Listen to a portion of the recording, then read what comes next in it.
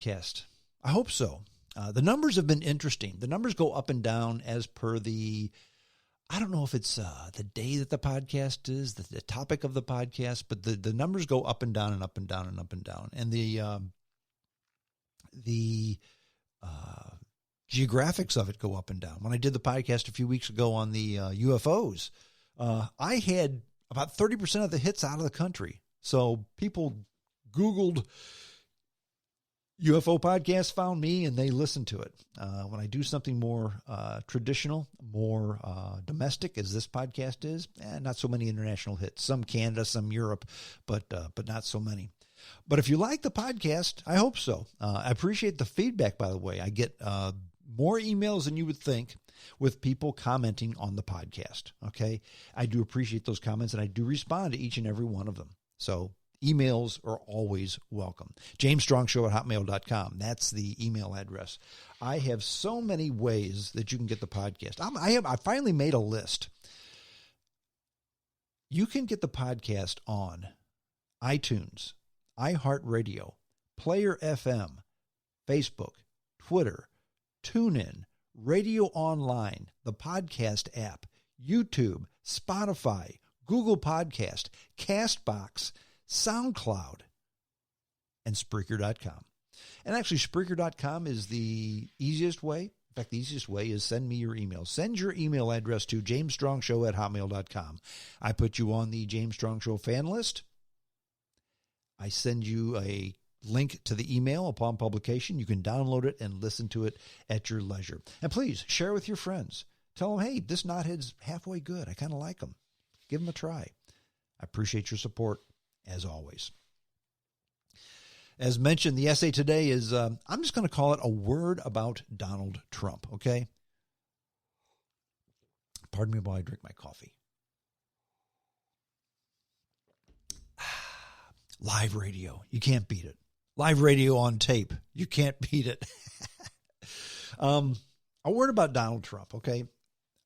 For those of you that know me and listen to my podcast, you know that I did not vote for him. I'm not a fan of Donald Trump's MO. His modus operandi is not what I consider optimal, okay? I don't care for it.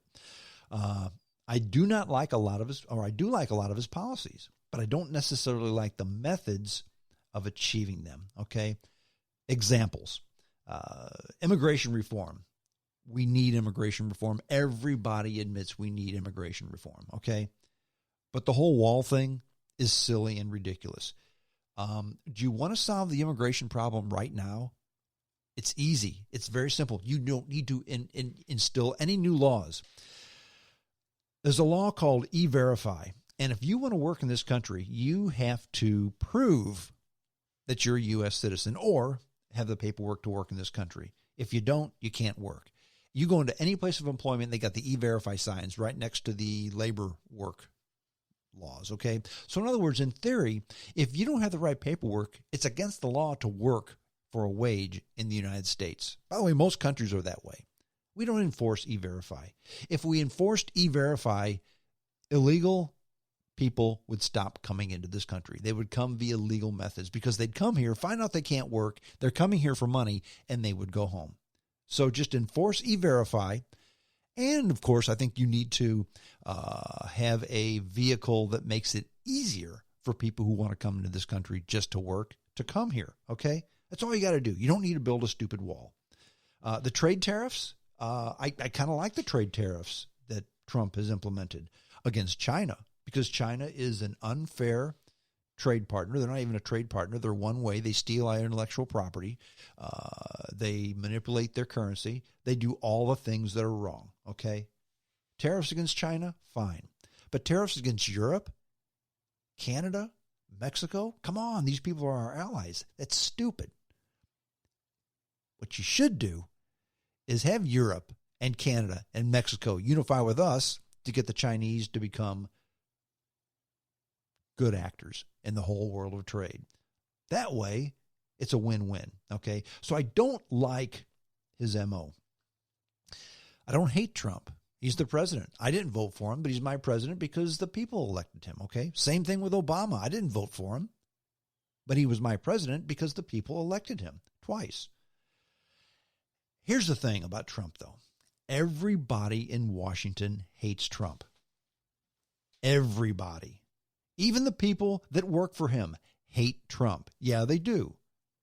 But they recognize he's our elected president, he's in charge, and there is no GOP candidate who can step up now. None. Not one. You don't believe me? Who's the GOP candidate who would win a presidential election right now? See, the strong man's right. The Democrats, that's why the GOP hates Trump. The Democrats, they hate Trump because he beat them. He beat their anointed queen, Hillary Rodham Clinton, in the election. The people chose a rude, poor-speaking, offensive loudmouth over the machine that had bought all the superdelegates in the primary and had bribed countless foreign dignitaries with hundreds of millions of dollars to the Clinton Foundation to do their bidding. In other words, if they had Clinton in the office, they were home free. But their candidate was so offensive. Hillary Rodham Clinton was so offensive. Well, the people found her more offensive than a fat orange reality TV show host with bad hair, and they elected him instead of her. Can you imagine the hate they have for him? Now, the President of the United States is a reality TV show host. That's a fact. Think about that. He's not a former senator. He's not a former governor. He's not a former anything that has anything to do with politics. The President of the United States is a former reality show TV host. He's a celebrity. He's a billionaire. He's a businessman. He is not a politician. I guess he kind of is now because that's what he does. But as far as the way he's come up, no, he's not a politician. First 70 years of his life, he was not a politician. He is what all who hate him are not. He's not what they are. He beat them at their own game, in their home ballpark, using methods that they did not understand. That's a fact. In fact, those are all simply facts. You cannot dispute them. Now, you can say whatever you like about Trump, but here's what you need to consider. Consider these points, please, okay? The whole Robert Mueller investigation, it started right after the election and was meant to prove that Trump colluded with the Russians to fix the election. It failed to find any substantial evidence. Mueller himself, they even after the Mueller report said, we really can't find any evidence. They put Mueller to testify in front of Congress. And he said, my investigation showed no collusion between Trump and the Russians, but you know what? Kind of doesn't prove. Maybe Trump did something wrong. I don't know. Well, there you go. There's proof. We need another investigation. Even Mueller said he might have done something wrong. Folks, everyone might have done something wrong. But now we need more investigations. All that came out of that investigation was that Paul Manafort, a Trump ally, had international business dealings with the Ukrainians before the election. By the way, before the election, Manafort was an international businessman. Of course he had dealings with the Ukrainians and lots of other people. Here's the dirty little secret. I have dealings with international companies every week. Me personally. Big deal. Big deal. Oh, and by the way, Hillary Rodham Clinton and the Clinton Foundation, you don't think they had dealings with international dignitaries and business people? Hundreds of millions of dollars went into the Clinton campaign.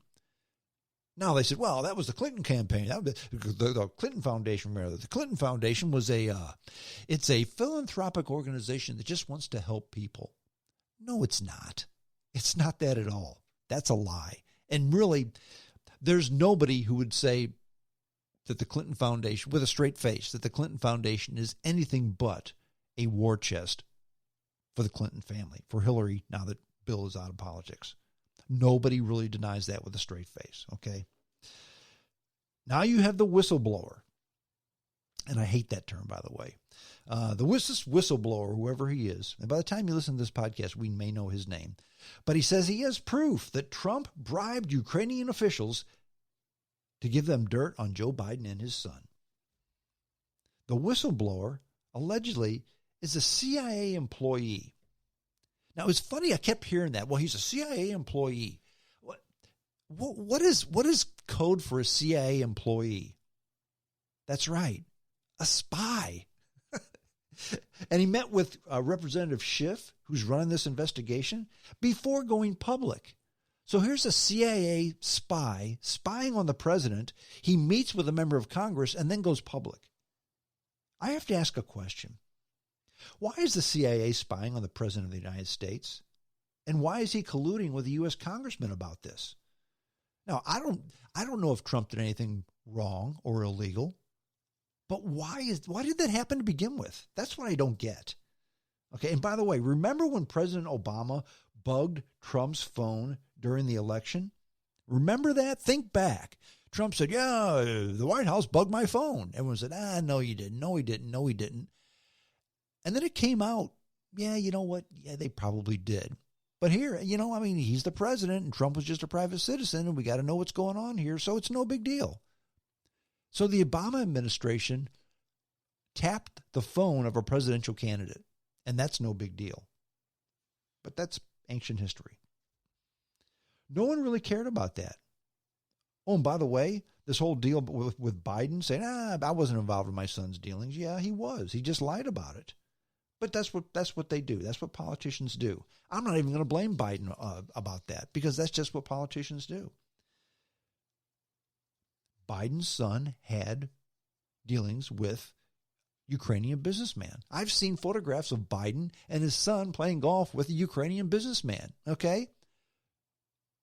So what? I don't think that's a big deal. But then I don't think if it's not a big deal for Biden, I don't think it's a big deal for Trump.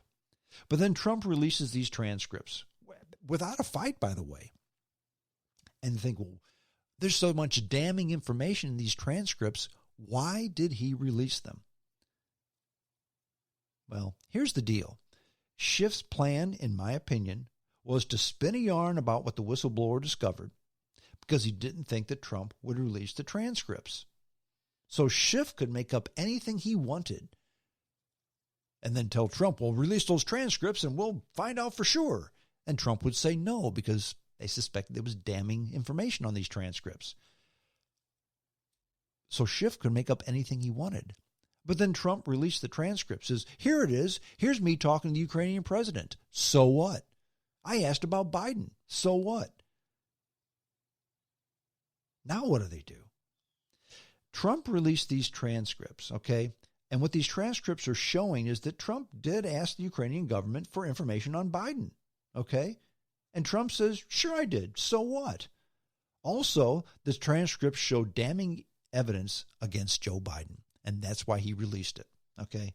The bottom line is Trump and Biden are both seen in a negative light in this story, okay? But here's the difference. Trump doesn't care, and neither does his base. Biden's base cares. The Democratic frontrunner, at least a week ago, was Joe Biden. And really, I couldn't see with the broad support that he had with his experience, especially his experience with middle-class people, okay? Not just the poor, not just the unemployed, but the middle-class working people. He's always had a good relationship with them. His middle-of-the-road politics, Biden was going to be a formidable candidate against Donald Trump in 2020. I think Biden's done now because they have gone so far in saying that Trump dealt with these Ukrainian officials and they damned him for it. And then guess what? Biden did the same thing. So if you're going to damn Trump, you got to damn Biden. I think he's done. I think Biden is done because of this Schiff investigation. Okay. And by the way, I think so is Bernie Sanders. He's 78 years old. He had that open heart surgery, he had the stent put in his heart after chest pain. I heard this morning or last night that he actually did have a heart attack. I think he's done. I don't think the people will vote for him. I think he may even bow out because I don't think he's healthy enough to run, my opinion. And maybe I'm wrong. but I think the people will see it as that too. So the Democratic frontrunner now